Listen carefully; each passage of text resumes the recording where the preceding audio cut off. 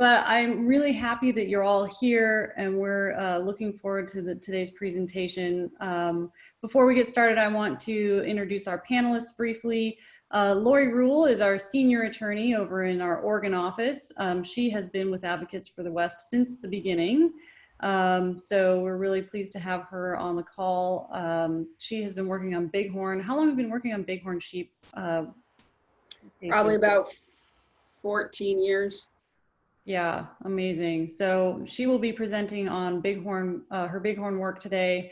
And then following Laurie will be Talasi Brooks, who is a staff attorney at Western Watersheds Project. She, if her name sounds familiar to any of you, was a staff attorney with Advocates for the West for about 4 years before taking a position with our longtime client and ally, Western Watersheds Project. So we're really happy to have her on the call, and nice to continue working with Talasi. She's great at what she does, championing for wolves and other predators, which is what she will talk about today. And then finishing up will be Lizzy Potter, who is a staff attorney over in our Oregon office as well. Lizzy, you have been with Advocates for about four years? I have my 5-year anniversary next week. Oh, awesome. God, time flies. So yeah, it was great to have Lizzy on board as well. Really doing wonderful work. She will be talking about Oregon spotted frog and obviously in Oregon. So that is sort of my brief little intro. I'm going to hand it off to Laurie. And for those of you who are new to this, I will take myself off the panel, so you'll just see our panelists, and they will give their presentations, and then I'll hop back in at the end to take your questions. So you'll see a little Q&A button down at the bottom of your screen. At any point during the presentation, if you have a question, just shoot it over using the Q&A button, and I will see that question, and I'll save it till the end, but we'll get to all of your inquiries. So that's my spiel. Laurie, you can take it away, and I hope you guys enjoy the presentation. All right, thanks, Anna. Before I jump fully into bighorn sheep, I was just going to give a little intro on sort of the topics we're talking about today. Advocates for the West, as you know, deals a lot with livestock grazing problems on public lands. We do a lot of litigation with that focus in mind. And a lot of our cases are involving sort of general impacts of grazing. You know, cattle grazing and sheep grazing can have a lot of impacts on public lands. They can harm riparian areas, they can trample streams, they can degrade vegetation, they can compact soils. And so a lot of our litigation focuses on sort of those standard impacts of livestock on public lands. But what we're talking about today, I think, are sort of some more unique aspects of how livestock grazing impacts certain wildlife species that go beyond just sort of the general habitat effects that we generally deal with. And the other thing that's kind of unique about these species we're talking about today is how long Advocates for the West has been working to protect these species. Once we latch onto something, we kind of stick with it. It's similar with our work on sage grouse. You know, we develop an expertise, and I think one of the reasons we've been successful in our litigation is because we developed the scientific expertise on a lot of these species and the impacts to them. And so we develop these niches, and bighorn sheep and wolves and Oregon spotted frog are, you know, some of those species that we've dealt with a long, long time. Like Anna said, I've been working on bighorn sheep issues since about 2006. We've been working on wolves since about, I think, 2002. I think that was our first case over wolves in the Sawtooth National Recreation Area. And we've been working on Oregon spotted frogs since about 2010. That's when I brought my first case over Oregon spotted frogs. And so, you know, we know these species well. We've had pretty good success at trying to protect them. And we're continuing with that because there's just constant challenges from agencies and in particular from livestock grazing across the West with a lot of these species. So I will get into the bighorn sheep angle. Some of you have probably heard this, but I'll sort of give some background on the main issue with bighorn sheep, and that's conflicts with domestic sheep. So bighorn sheep used to number in the millions across the Western United States. And right now they are only at about 10% of their historic numbers. And one of the main reasons for that is because of disease being transferred from domestic sheep. So before the West was settled, there were bighorn sheep all over the place. Once settlers brought domestic sheep into the West, bighorn sheep started to die off pretty significantly.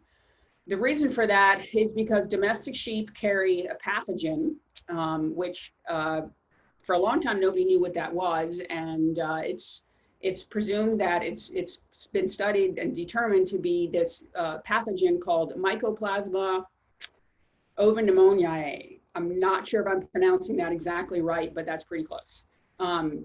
For short, people call it MOVI.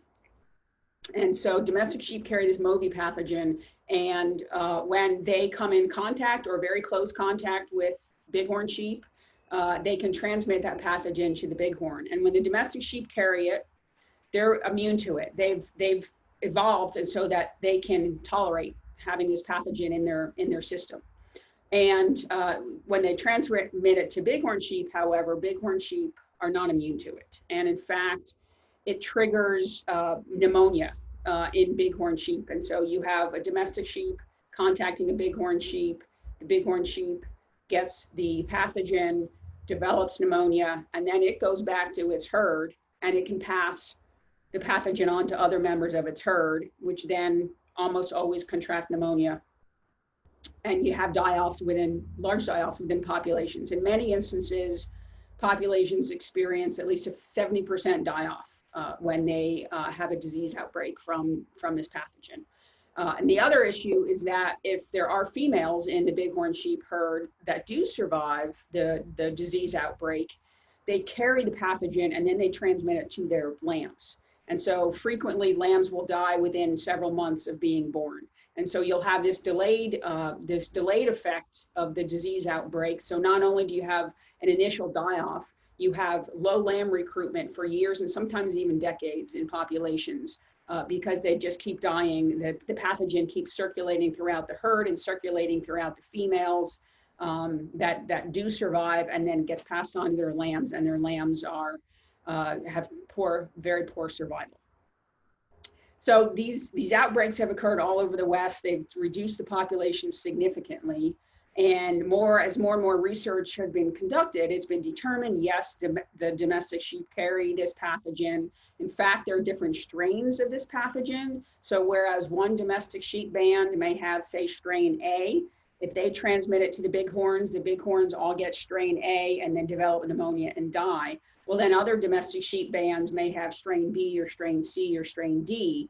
If they pass that on to a herd that has experienced an outbreak from strain A, if they get a different strain, they could still experience another outbreak. So just because they've had one disease event doesn't mean they're immune forever from any more disease. So it's this constant ongoing problem where if they keep getting disease over and over again, then they're never going to recover. Their populations are going to remain at very low levels.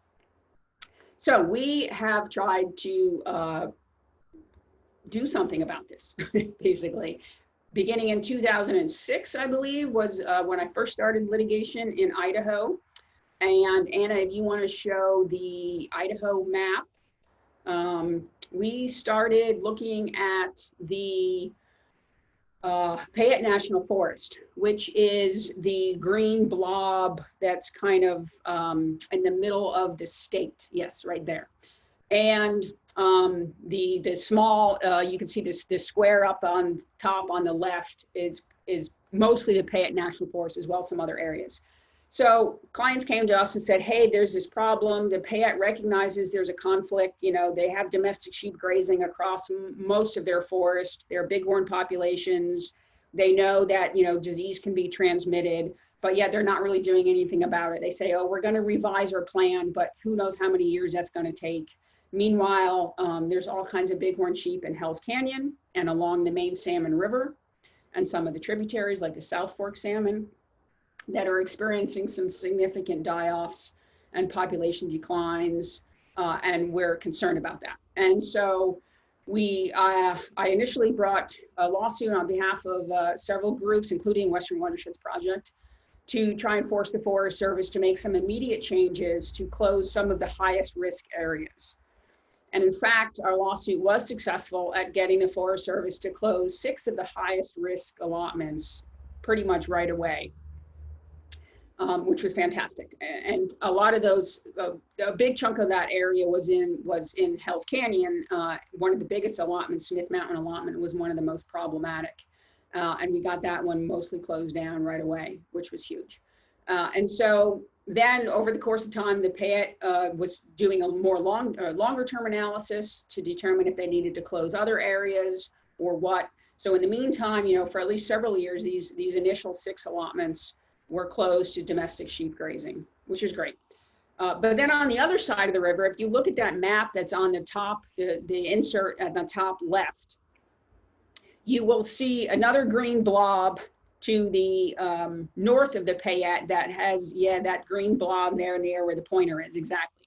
So that's on the Nez Perce National Forest. And the Nez Perce said, well, we don't really think that we need to do anything. Our allotment's not that as high of a risk as the PAET allotments. So we're just gonna continue on our merry way and continue to allow domestic sheep grazing on that allotment. And so we then challenged the use of that allotment, and right before we were teaming up with, I shouldn't say teaming up, we were working closely with the Nez Perce tribe on all of these issues because they have, you know, significant concerns, interest in bighorn sheep. They're part of their treaty rights. So we were working closely with a biologist from the tribe, and the tribe came to us right before we were supposed to have a court hearing over this particular allotment, trying to get it closed down for I think it was the 2008, no, it was 2007 grazing season.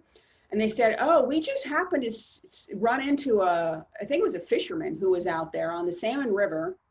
And he said he just noticed, like this was like yesterday, that there were a couple bighorn sheep on that side of the river, which puts them right on the Allisonburg allotment. And I was like, wow, that's quite convenient for us. So let's file something with the court and tell the court that. And so we did, because the Forest Service's main argument was, well, we haven't seen any bighorns there. So got that one closed down as well. And then the yellow small section in between those green areas, yep, right there, that was a BLM allotment, the Partridge Creek allotment, which BLM, sort of like the Forest Service initially, was like, oh, we don't need to do anything. Our allotments are small. We haven't seen any bighorn sheep there. Plus, we're going to use all these best management practices to make things all hunky-dory.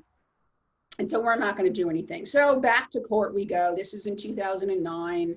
And we say, no, you really need to close this down. You're sandwiched in between these other high-risk areas. How can you say this isn't high risk? The best management practices of like using extra herders and using extra guard dogs, that's not successful. All of the experts agree that that is not successful to keep domestic sheep and bighorn sheep separated.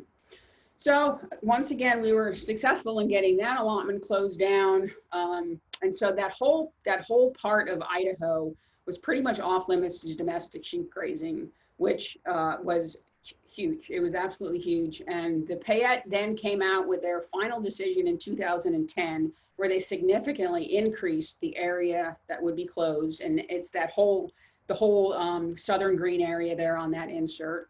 And then a few years later, well, more than a few years later, but BLM finally came out with their long-term analysis that permanently closed those yellow areas in that same insert. And I think the Nez Perce Clearwater is finally doing a revision to their forest plan where they're indicating that they're going to permanently close the Allisonburg allotment, which at this point hasn't been grazed for like 11 years. So that whole area is pretty much in pretty good shape, being protected for bighorn sheep. And in fact, I heard we have monthly bighorn calls, and just maybe last call or the call before, and folks were saying that yes, indeed, the populations in Hell's Canyon and along the main Salmon River have increased since those closures went into effect, which is very, very gratifying. The other spots in Idaho where we've had success, there's a little green blob in the very middle of the state, which is the upper right insert. Yeah, there's the cursor there. That's the Fisher Creek allotment. We put some pressure on the Sawtooth National Forest, and the permittee there decided that they would take a buyout. So that allotment has now been officially closed to domestic sheep grazing, because that was another high risk area. And then the insert on the bottom insert, which is on the bigger map over to the right, the South Beaverhead area. There's a small, you can see in the insert, there's a small green section, which is 2 Forest Service allotments called the Snaky Canyon and Kelly Canyon allotments. And we brought litigation over those in 2017, which got us a court injunction to shut those allotments down, at least temporarily. And now the Forest Service has said they're going to be closed to sheep grazing permanently. And because of that litigation and additional pressure put on BLM, all of the gold lands around that green blob in that insert are being converted to cattle grazing instead of sheep grazing. I mean, it's not as good as totally closing the allotment, but in terms of protecting the bighorn sheep and other resource values, I think cattle grazing is less damaging than having domestic sheep out there in very close proximity to the South Beaverhead bighorn population. So we've made some significant strides in Idaho. I think most of the high conflict areas in Idaho are now closed to domestic sheep grazing, either through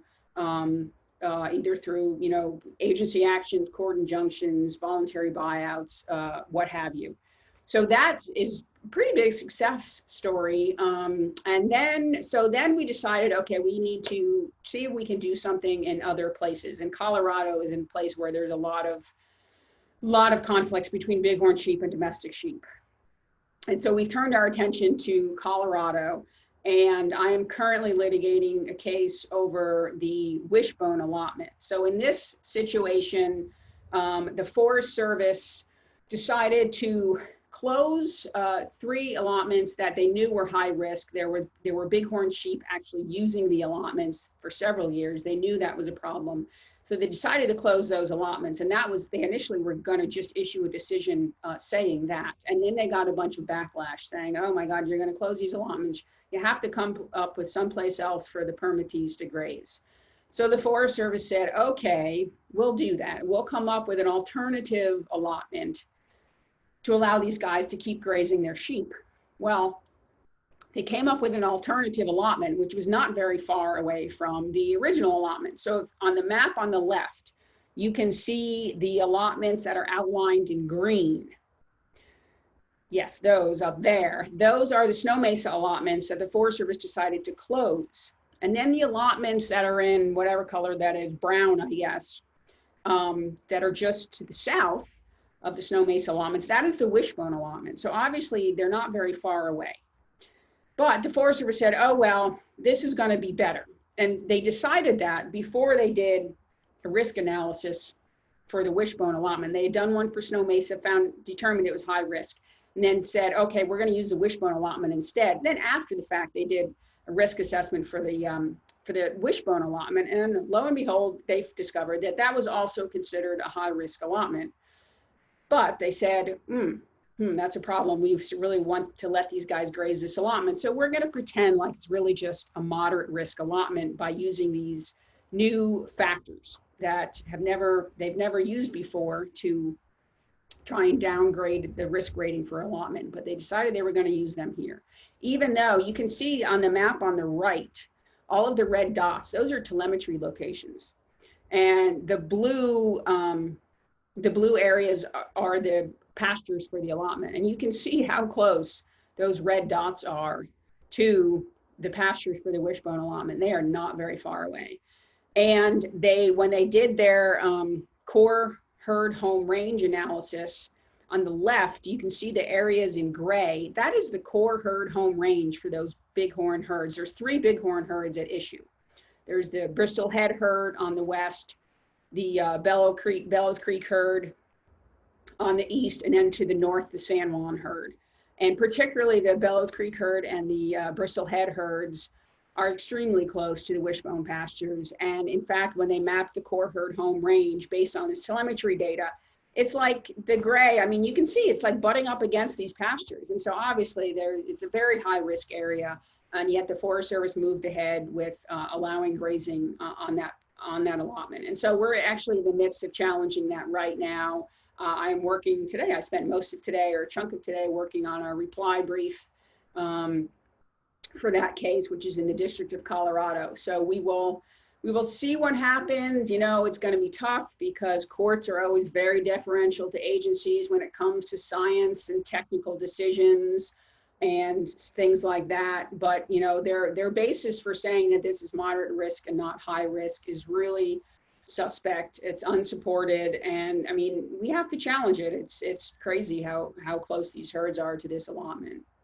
And then the last thing I'm going to talk about is we are also looking at Central Washington. In Central Washington, you can see in this map, the bighorn herds are in red and domestic sheep allotments on the Okanagan-Wenatchee National Forest are in dark blue. And obviously there's quite a close connection between several of the bighorn sheep herds and these domestic sheep allotments on the Okanagan-Wenatchee. This is all, you know, kind of in Central Washington, kind of along the eastern edge of the Cascades there, not too far from like Ellensburg and that area. And so we are looking at, Lizzy is actually taking the lead on this, looking at potentially challenging the Forest Service for not acting in a way that's going to protect the bighorn populations. They've been saying for years and years and years, they're going to do a new analysis. They're going to come up with a plan to reduce the risk. But of course, they keep delaying things. They keep stalling. They keep pushing it off. And so, you know, the time has come. They did an assessment in 2016, I believe, which determined that at least 4 of these herds are at high risk from these domestic sheep allotments. They have not made significant changes since then to try and reduce the risk. So we are looking at bringing a challenge over these allotments as well. We haven't totally decided whether we're going to move forward with that, but it's certainly a high conflict area that we're concerned about. And again, we're working with WWP and Wild Earth Guardians on this issue in Washington State. So, you know, the bighorn thing it's a West-wide problem. There are conflicts in many different states. Nevada has quite a few conflicts as well, in Wyoming. But after making big strides in Idaho, we're trying to push this to other areas to make improvements, reduce the risk for bighorn populations in Colorado, where there are a lot, in Washington, and, you know, we'll see where we go from there. But can't guarantee we'll have as much success as Idaho because Idaho was pretty remarkable, but you know, we're gonna give it our best shot, because if we don't, the agencies are just becoming more and more reluctant to close domestic sheep allotments. So without litigation, it's unlikely that we'll make much more progress. So I will hold it at that, and I'm going to turn it over to Talasi to talk about wolves.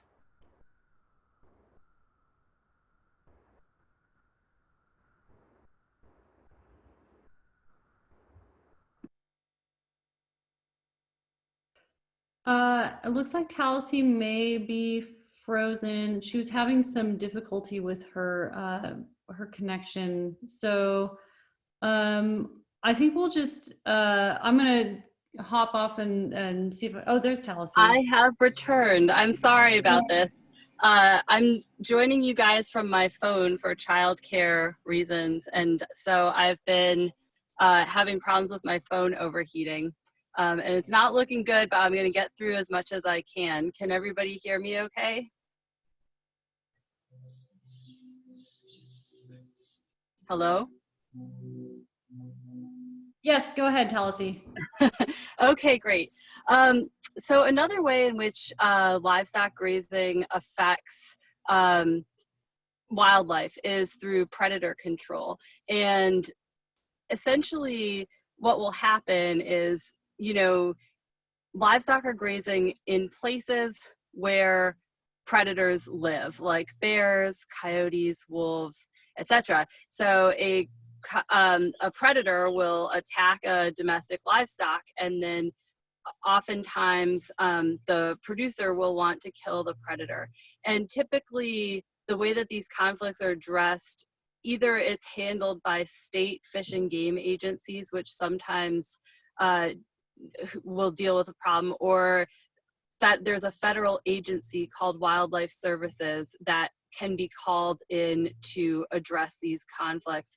And while there are a number of non-lethal methods that have proven relatively effective at dealing with these conflicts, unfortunately, it often results in lethal control actions. So we, Laurie and I, have brought several cases sort of trying to get after these predator programs, and for several reasons. First of all, because these lethal controls are ineffective, but also some of the methods that are used have very high tolls on non-target wildlife and other values. And so recently we filed a lawsuit on the Colville National Forest in Washington, and Laurie and I are co-counsels on this case. The lead counsel is an attorney with Wild Earth Guardians, and our lawsuit essentially, this is a nice map of the Colville. You can see these purple blobs. This is a little outdated now, but you can see essentially where the wolf activity in Washington state is concentrated, and it's in that northeastern corner of the state there. And some of that area is the Colville National Forest, where our lawsuit is focused. So the Colville National Forest recently revised its forest plan, and also it authorizes grazing on these grazing allotments on the forest, even though the forest is heavily forested and being recolonized by wolves. And but despite this, neither through their grazing authorizations nor through the forest planning process did the Colville National Forest take any measures to require producers to try to prevent these livestock conflicts from occurring. And in this case, a single producer, Diamond M Ranch, has been responsible for over 80% of the total wolf removals that have occurred in Washington. And so in this case, we're suing the Forest Service, saying that they have an obligation to prevent wolf conflicts on their end.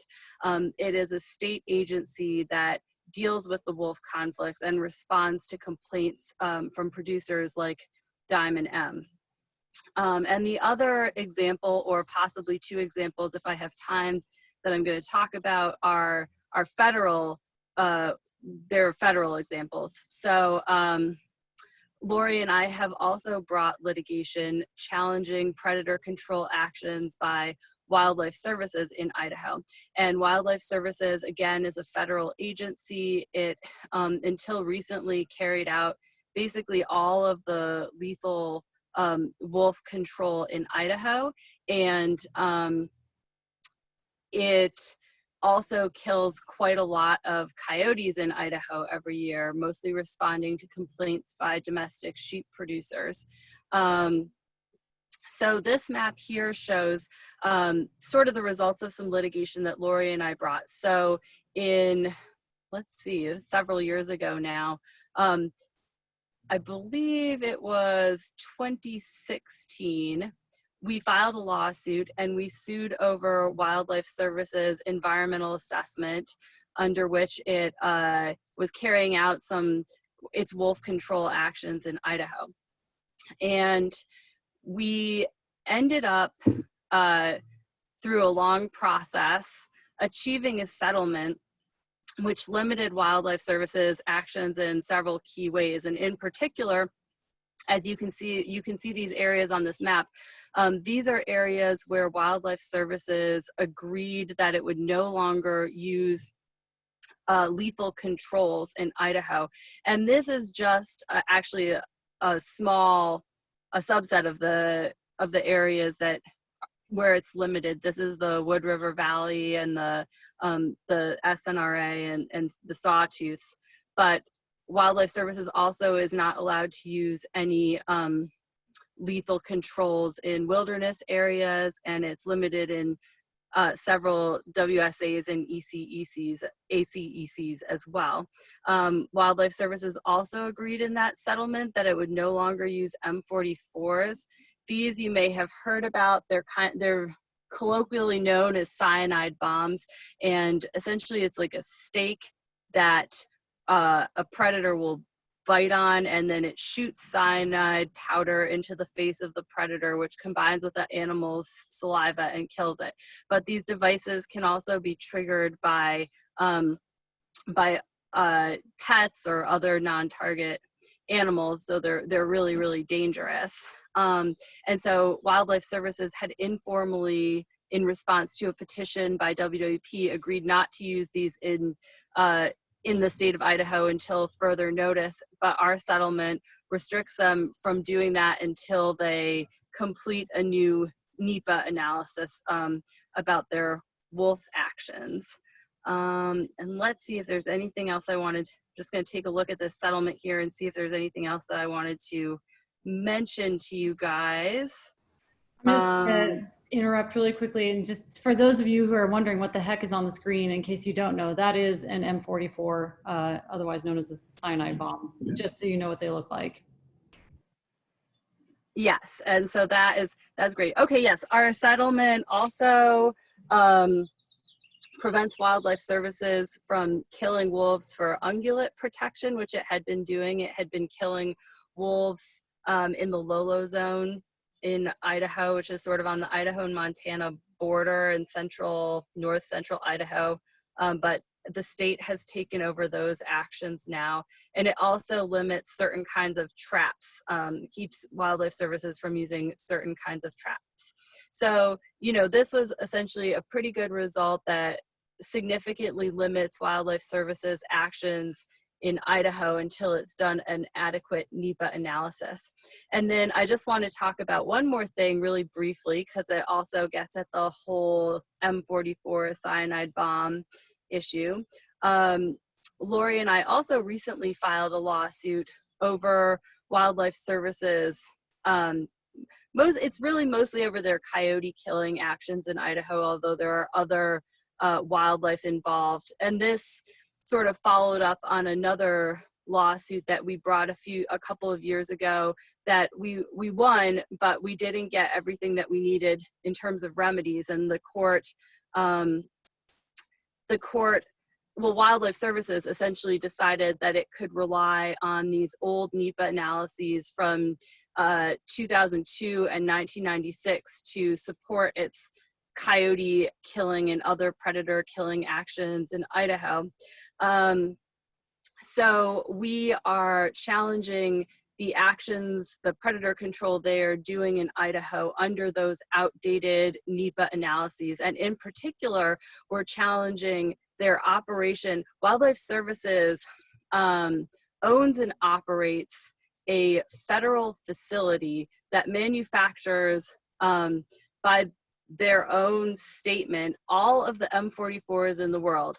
And it also manufactures other sort of poisons that are used in predator control, like strychnine grain baits used to kill rodents, and various other kind of just nasty chemicals and devices.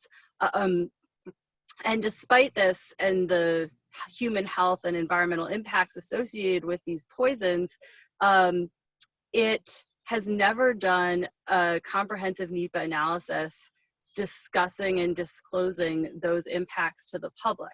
So we have also alleged in our complaint that that analysis needs to be completed before Wildlife Services continues to operate this facility. And I should add that also, while this is a federal facility, it ships its devices to private applicators. So it's not just Wildlife Services that's using these devices. These devices are also, and poisons and other stuff, sometimes really large quantities, are getting sent to private citizens and members of the public. And for instance, M44s can be used by private citizens in several states, and so sometimes large quantities of them will be shipped to applicators. So so that gives you an idea of some of these impacts associated with wildlife, with grazing on public lands, as far as predator control. And with that, I will turn it over to Lizzy. Thanks, Talasi. So I'm gonna move us on from the charismatic megafauna to talk about one of my favorite wildlife species, and that is the Oregon-spotted frog.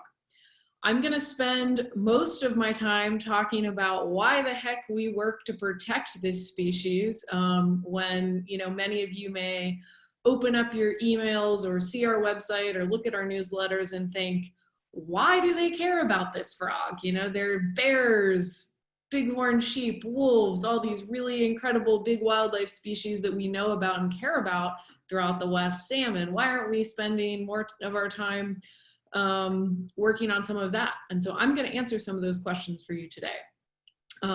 So amphibians play a really important role in our ecosystems, and that's especially true out west, where water is becoming more and more scarce, especially as climate change wreaks havoc on some of our natural systems out west. Before I launch into the specific case that I'm going to talk about today, if any of you have been to Central Oregon, the Deschutes River is the lifeblood of Central Oregon. It runs through Bend all the way to the Columbia. It's a really special river, and there have been pretty serious conflicts with flows and fish and recreation. The people want more natural flows in the river, but due to irrigation demands and dams, the natural flows have been curtailed substantially.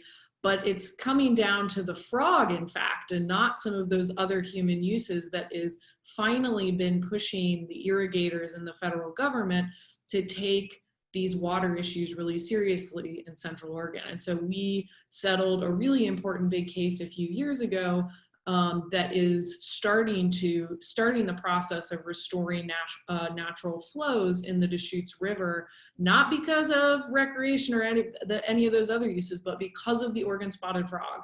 And so I think, you know, in some ways out west, frog species, amphibian species, but the Oregon spotted frog in general, or specifically here, can be sort of the canary in the coal mine, if you will, for broader problems of the ecosystem. And so that's just, if you're familiar with Central Oregon, that's a pretty good example of why this frog can matter so much to things we care about.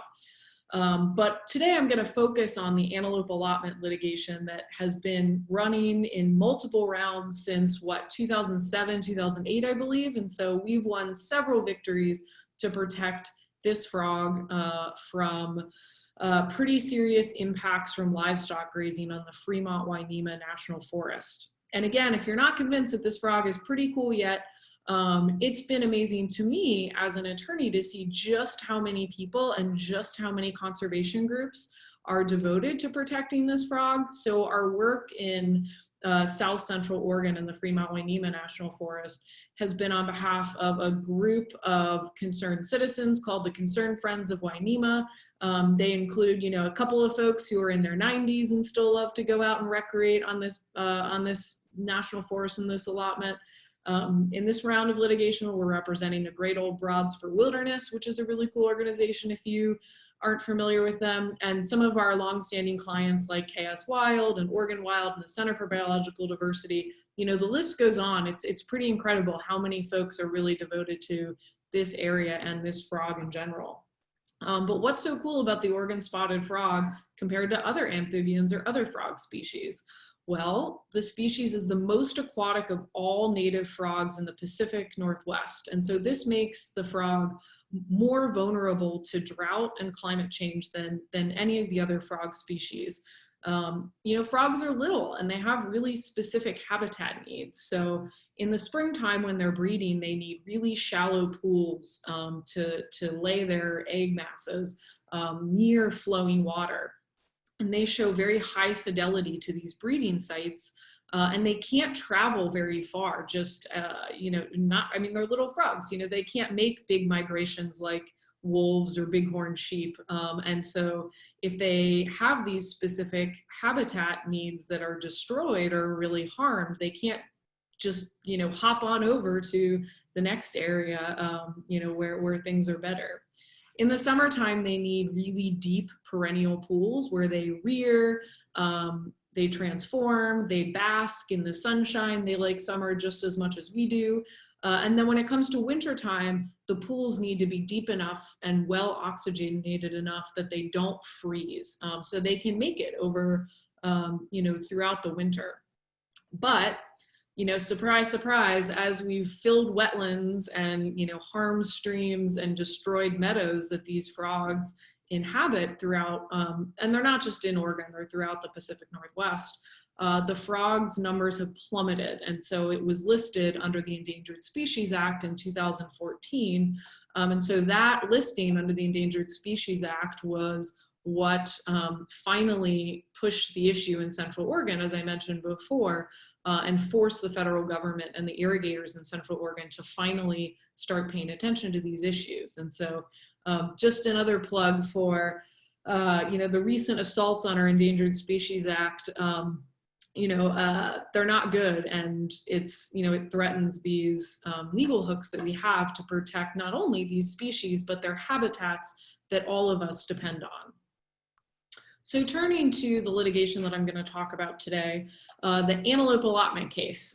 So these maps aren't very pretty, but they basically show down that this allotment, the Fremont-Wainema National Forest, is located in South Central Oregon, not too far from Klamath Falls. So you can see the gray shaded area in the left-hand map.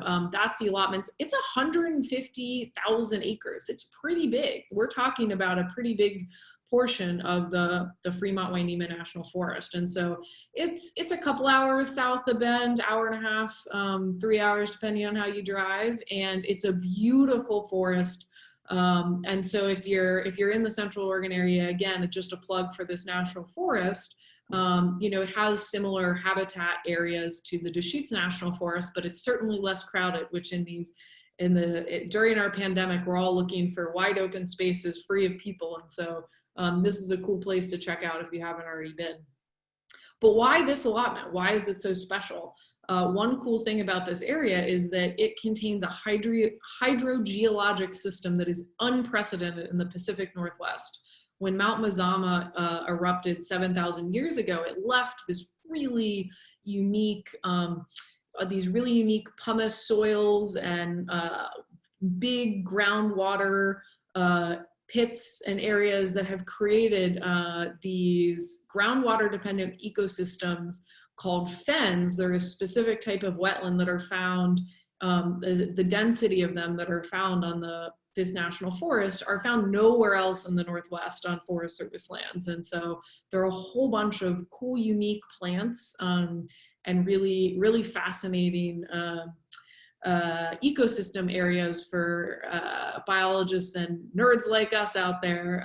And our clients love this special area. It's been a big focus of scientific research for a couple of decades at Portland State University and within the federal government. And so it is a really special area. But other than the groundwater ecosystems, it's a very dry area, big, dry lodgepole pine forests. And so the antelope allotment is this oasis in the middle of the Fremont-Wainema.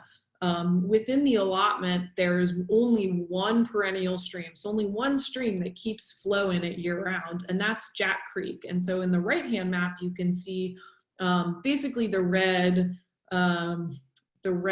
lines and blobs. That's Jack Creek on the allotment. And so it's throughout these two key pastures where livestock grazing has been authorized for decades. So why have we been litigating over this allotment for more than a decade? It's not just because this species is really cool and important. The reason why is because livestock grazing there is seriously harming the frog species. And so, there are hundreds of cows that have been authorized to graze this area. So this is under the Forest Service's jurisdiction. And so when livestock come on, what do you think happens? It's a hot, dry summer. Livestock get turned out, late spring, early summer. What do you think? You think they like to just hang out in the hot, dry uplands and the forests? Of course not. They're like us. They're attracted to water. And so, Anna, if you can go to the next slide, you can see what happens when the cows, I mean, cows are big, they're big and heavy, they weigh a lot, and there are a lot of them. And so they come down into the creeks where they cool off, you know, get a drink, you know, enjoy themselves, cool off. But this is where the frogs live. This is where the frogs, you know, these are these deep pools that they're supposed to have during the summer. And you can see where the cows come in and just really hammer and trample the banks, you know, deposit a lot of feces, and you know, they can drink up to 15 to 20 gallons of water per day per cow. And so when you're talking about, you know, dozens or hundreds of cows that could be turned out on this allotment, that water starts shrinking very quickly in Jack Creek, and it exacerbates conflicts between the two species. So I don't think you need a PhD in biology to understand that when you have a tiny little frog in this water and really big heavy cattle, you know, they come on, you know, they come into the creek, and, you know, frogs can jump pretty quickly, but it takes a lot of energy for them to jump away from the cows, and they're not always successful. And so cows can kill hundreds of the frogs every year. And so there are pretty serious direct impacts through, you know, lethal impacts. The cows step on and kill the frogs. But almost more importantly, they dry up this really important habitat, because if you're not familiar with South Central Oregon, doesn't get a lot of rain in the summer. Jack Creek is really dependent on snow melt, and then that, you know, the springs and seeps that come up from that hydrogeologic system that I was mentioning before, but there's not a lot of inflow in the summer. And so these pools are drying up anyway. And so when you add climate change on top of that, and then you add cows on top of that, and periodic drought, which was already common in this basin, you know, the frogs are in really bad shape. They're getting hammered by these cows. And that's you know, why does that matter, right? It's just one little creek, 7 miles in one place in the Pacific Northwest. You know, who really cares? Well, I mean, the species is going extinct. You know, its numbers are plummeting, and the Jack Creek population in particular has some really unique attributes that make it important for the species as a whole. So this is the highest elevation population out there, and there aren't that many populations left across the West, or across, you know, they're mainly in Oregon, southern Washington, and Northern California as well. And so this Jack Creek population, not only is it the highest elevation population, which, you know, why does that matter? Well, with climate change, you know, higher elevation waterways, you know, will hopefully do better. It'll stay cooler. You know, things will hopefully go better for creeks and streams there. But the species has unique genetics, and there are a lack of other predators that often threaten other species. And so this is a little bit of a, you know, we want to save this specific population, you know, to protect the species as a whole. But just like the species, its numbers have really plummeted in recent years as pressure from cattle grazing increased. And so, as I mentioned before, we've had lawsuit after lawsuit over this allotment. Laurie has won several times. A few years ago, we received an injunction that closed the allotment for a few years while the Forest Service did new studies, a new decision-making process under NEPA. And you've heard a lot of talk about NEPA today. And if we didn't define that for you, that's the National Environmental Policy Act. You know, it's our main policy as a country that requires federal agencies like the Forest Service to stop before it makes decisions and look at what are those environmental impacts. And the environment is defined to include us too. So, you know, what are the impacts of these decisions that our federal government, you know, that they're making and using our taxpayer dollars. And so the NEPA process is really powerful because it also gives a voice to the public. It allows the public to weigh in on these decisions before they're made. And so the Forest Service spent almost 10 years, you know, through a whole bunch of starts and stops, finally trying to go through this NEPA process to finally address these long-standing conflicts between public use of this allotment, this species, and then the fens and special plants that I mentioned before. And what do you think the agency did when it finished its decision? Do you think it did the right thing? Unfortunately, I know the agencies have a tough time sometimes, but it didn't. Here, instead of closing the 2 pastures that Jack Creek is on, the agency actually doubled down on grazing and is allowing a big increase in grazing along Jack Creek. Grazing actually, because of our litigation, wasn't allowed on the creek for years. But after that whole process, instead of trying to come up with a solution that reduced the pressure of grazing on this stream, the agency just opened up the whole stream and said, you know what, we're not doing a good job trying to keep cattle out, so let's just let them, go in for quite a long time during the summer. And so that is why we brought our latest round of litigation last summer, or I guess it was last spring.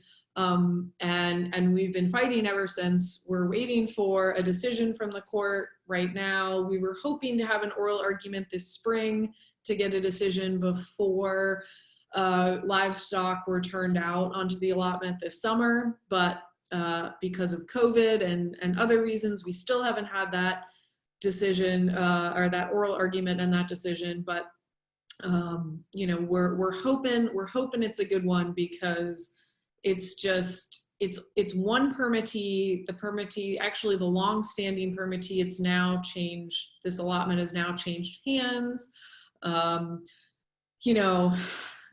Right. It's a tough problem, and it's unclear what the long-term solution is going to be. But we continue to fight because there are so many folks on the ground and so many groups who are devoted, and so many scientists who are devoted to this area, and want to bring back this creek so it doesn't look like this mud pit, this torn up mud pit. And for those of you who aren't familiar with general livestock grazing impacts that Laurie was referring to before, you can see these trampled stream banks and just kind of nastiness is very common with grazing out west. It's a pretty big issue, but the reason why we keep fighting over this allotment in particular is because of the importance of the Oregon spotted frog to ecosystems in general, and the people who care so much about the species. So with that, it looks like we've had a couple of questions come in, but I will turn it back over to Anna. It looks like I'll go ahead and answer. I see Janet Boucher. Janet Bouchard. Hi, Janet. And maybe Russ out there too. Yeah, go ahead, Lizzie. It's nice to see you. She says, the photos talk about unauthorized cattle. How are they unauthorized? No, that's a good point. I did mention that. Those pictures were from one of our experts, a declaration that she submitted. She was a longtime Forest Service biologist. We frequently rely on retired agency biologists to help us with our cases. We're very fortunate that we are able to put their services to use. They're a big factor in our success in litigation often.